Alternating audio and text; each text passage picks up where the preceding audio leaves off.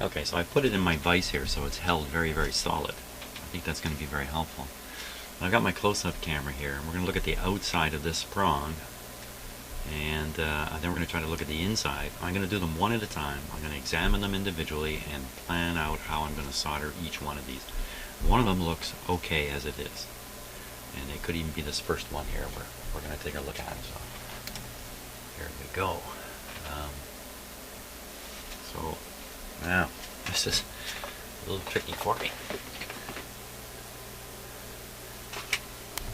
I have to examine this on my computer screen just like you.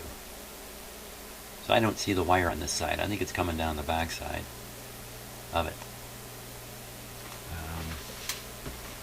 Kind of tricky to get a camera angle. I'm going to change my plan. I'm going to go for this back corner one here, which we can get a look at. Yeah, that's good.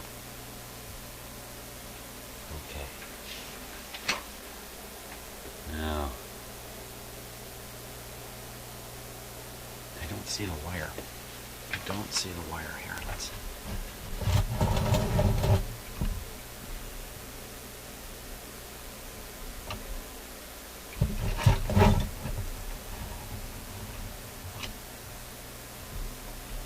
Okay, may not be in the center of the shot, but it's in there. Well, maybe this is the one where the wire's covered already. Okay, so how am I going to keep track of what I've done here? I'm going to put a little piece of tape on that. Not that I've done anything to it, but I'm going to leave this one. This one may be the one that's good. Good enough. And just a little bit of tape. There we go. We'll go on to another one here. I think I'm just going to rotate this. Hope I'm not wrong that the problem is in these connections. I'm really fairly confident of that. Okay, this one we can see the wire here. Let me just get it right.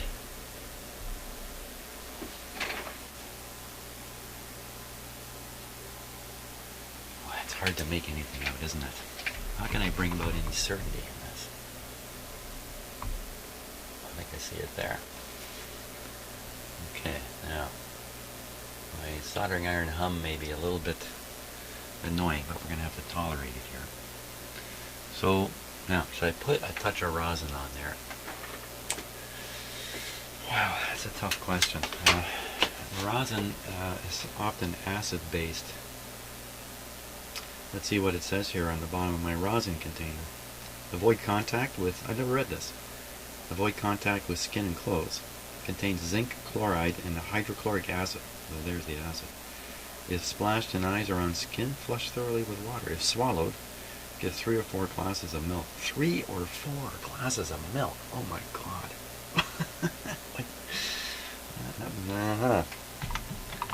I never considered this stuff to be any, a significant poison.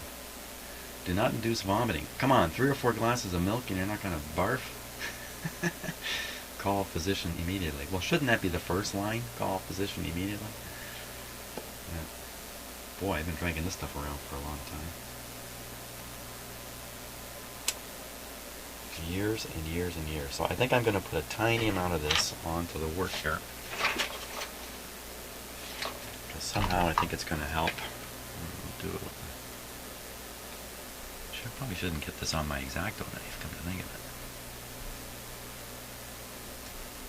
But this can easily help remove any tarnish or corrosion films that might exist on the copper there. I'm still not unsure why these connections have failed so badly. They're protected. They're under the chassis. And for corrosion failures, you need moisture. It can be humidity, condensation. In fact, condensation is a killer when it comes to corrosion. And the reason for that is, let's say on your car, hear me now, on your car, while you're driving around enjoying your life, your car in dry conditions is collecting dust and other kinds of contaminants onto its surface. And that doesn't affect corrosion much until your car gets a film of moisture on it, and this film can be a molecular level film. You can't see it. And then what you have is an extremely strong solution. There's very little water, and a little bit of dust and dirt is enough to create a very strong solution that then attacks your car. And I'm just looking for my solder here. Where is it? And so, hear me now. When you come out in the morning and your car is dripping with moisture, and that happens a lot here in Canada, don't know about down in the States, especially the warm states, it might be a very, very unusual occurrence. But up here, every morning you come out and your car is soaked because it's collected condensation. Your car is also under corrosion attack, big time, with that. And the worst time, hey Canadians, hear me now, when the temperature is -4, -5, something like that, your car is coated in road salt. The salt keeps the moisture on the surface from becoming frozen because of the salt reduces the freezing point. And you've seen this, I'm sure. You come out, you look at your car, and it looks wet along the bottom of it, but not dripping wet. It just looks damp, kind of. And that's all that junk being hydrated, and your car is under corrosion attack, more powerful than in the summer. Even though corrosion rates vary, they double for every 10-degree increase. Here we go here. I gotta concentrate on what I'm doing. Forget about the car for a minute. I'm quite a distance away from this thing. You're right up to it, but I'm far away while I do this. Wow. Okay, so now I can look and see what happened. Oh, I didn't have it on the close-up screen. Doggone it. Drat. Okay.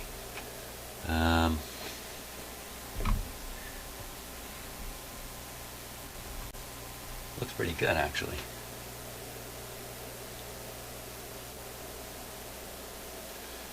I will test these with my own meter after the fact, too. Okay, so that one's done. I gotta put my little flag on it. Here. Flag that is being finished.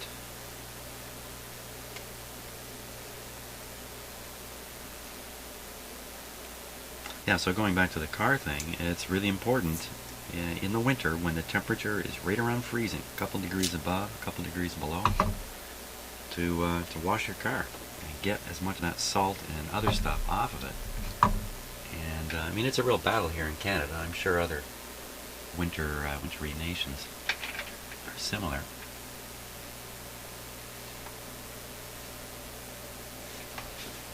For crying out loud.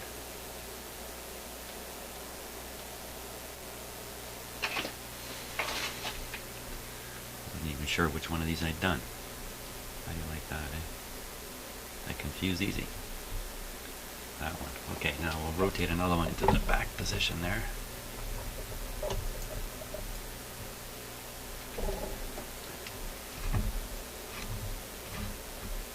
Oh, now this one you can clearly see the wire on it down there.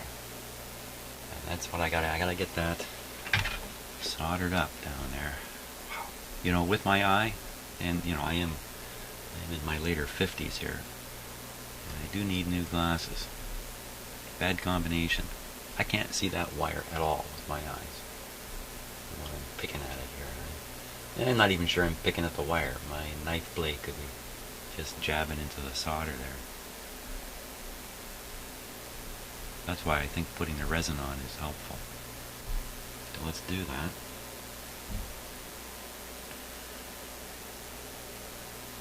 Resin. It says soldering paste. That's what I should call it. I don't know that there's any resin in here.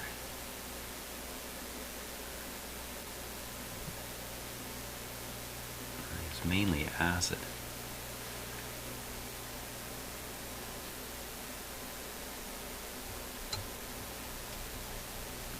Okay.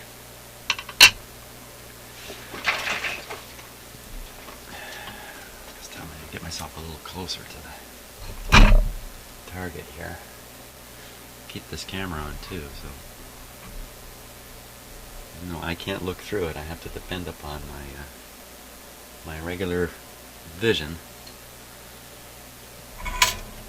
always look at it afterwards, I guess.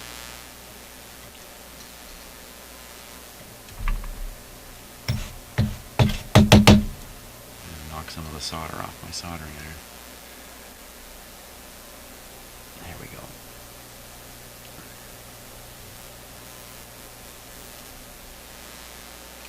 Let's see, how'd that go? What happened there? Did the solder skip over the wire?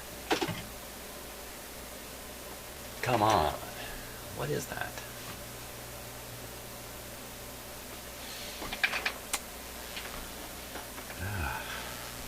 Let's just...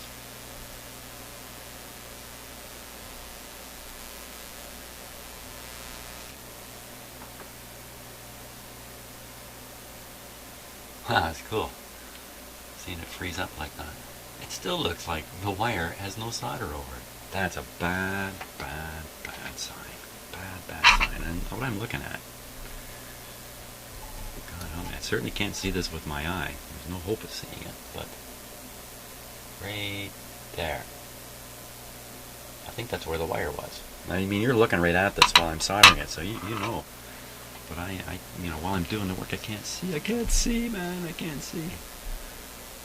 Oh man, one more try. I mean, at this point, if I encapsulate it,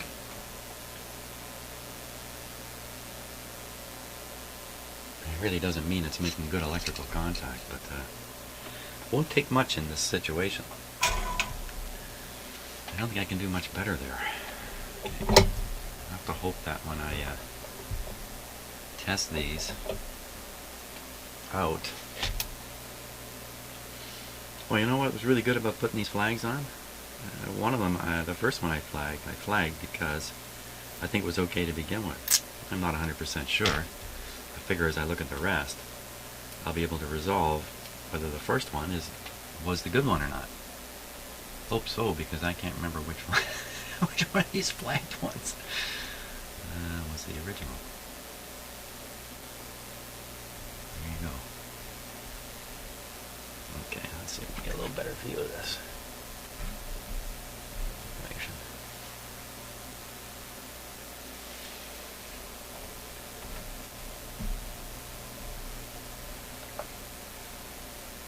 Well, I certainly see where I need to get the solder to go.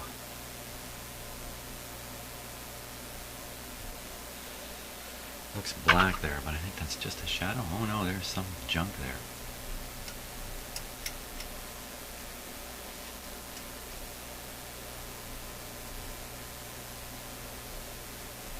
And that'll give you an idea how close up I am. That's the blade of the X-Acto knife.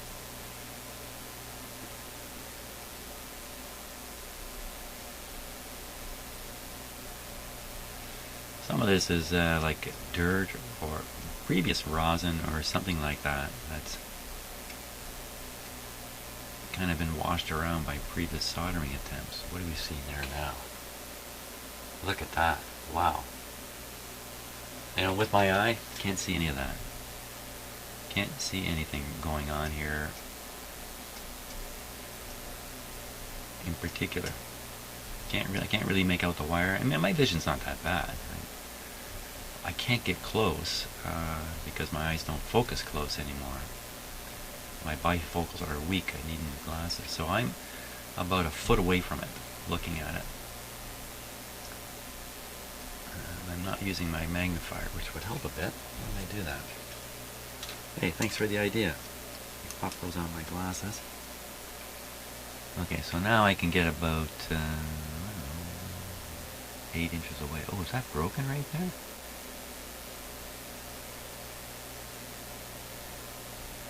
A little worried about scraping in here for that reason. Okay, let's not scrape any more copper here. Oh boy.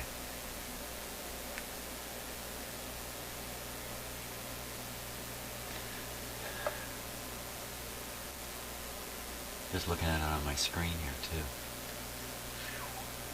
Isn't that something? Wow, look at all that junk down at the bottom there. See if I can get rid of some of that. Not that it should matter much.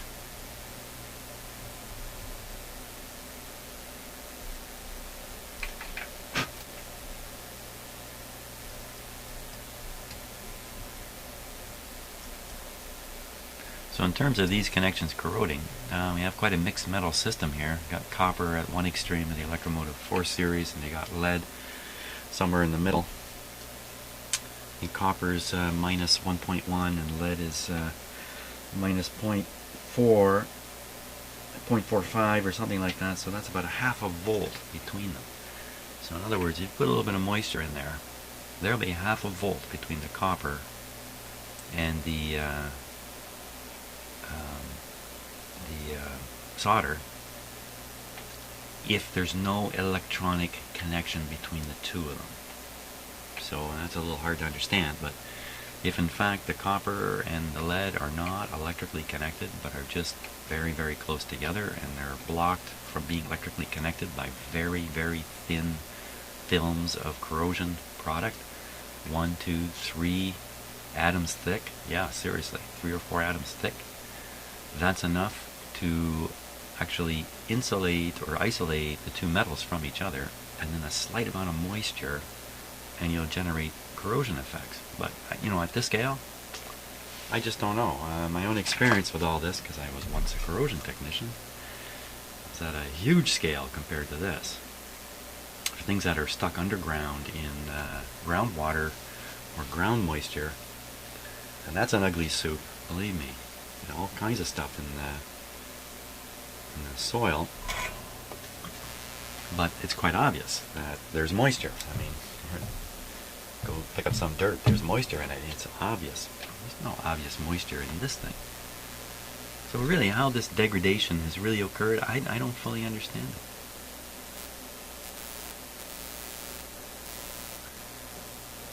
I didn't put any resin on, did I? Duh.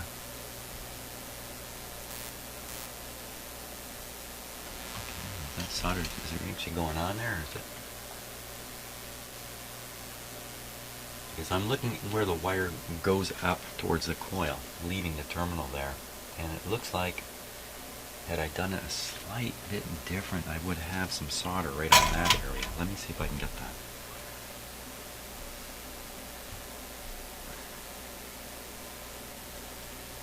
Right in here. Higher up. You have to look at my computer screen to see the image, and then look back and try to relate.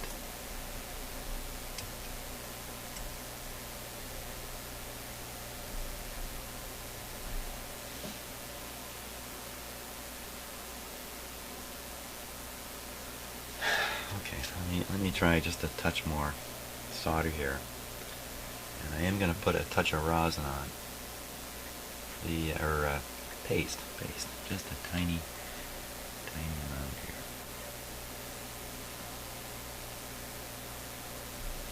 Okay. And my solder, a lot of solder has, you know, rosin core solder. Let's see. I don't think this is. I think what I'm using is just solid wire here. Let's see what it says. It doesn't say anything, so I think if it was it's pretty darn thin solder too, so I think it's too thin to have a rosin core. Okay, I don't really want to add a lot of solder here, I just want to get it on top of that wire. Here we go.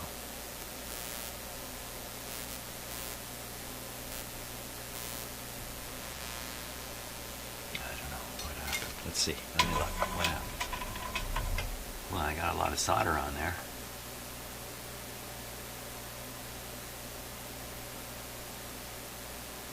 Okay, why don't we test this now? Oh, I never did the fourth connection, the one I thought was good. I think it is good. Why don't we get out the old voltmeter here and check it.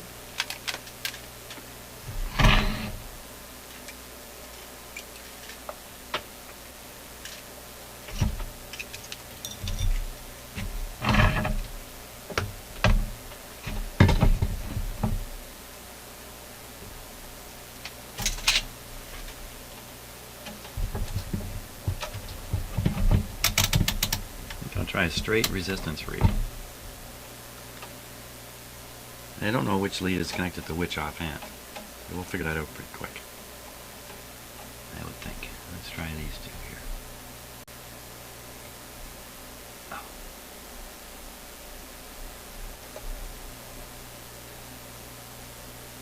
there you are.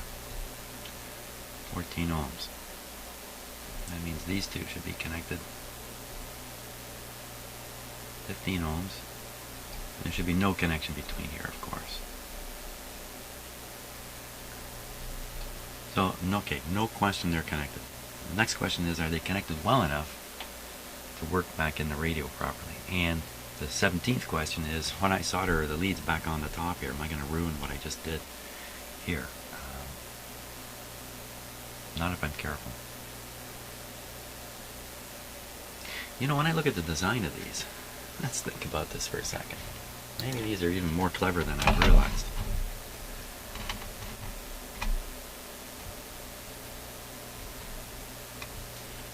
Yeah, you know what? I think these are more clever than I realized. So we'll just take this guy's hat off here. So down here is where the wire to the coil goes, and I'm sure up here is where the connection to the radio leads should go. And what's in between? What's in between is a hole here. It looks like the place you should feed a wire through. But I'm thinking now, this is how they try to prevent the solder heat from here traveling down here.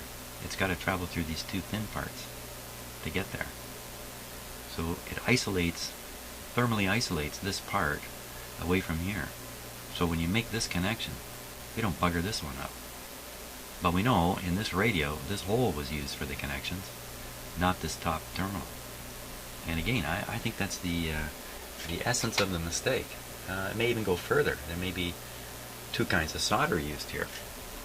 Turn off the buzz. There may be two kinds of solder used. The solder used in the making of the IF transformer, which would show up here, and then in the factory setting, making other connections using something different up in here, or in the case of this one, down in here. And maybe that's an element of what went wrong here. I don't know. I don't know. How should I possibly know? Just playing with my imagination. So time to put this guy back in, I think, and see if I haven't finally resolved this.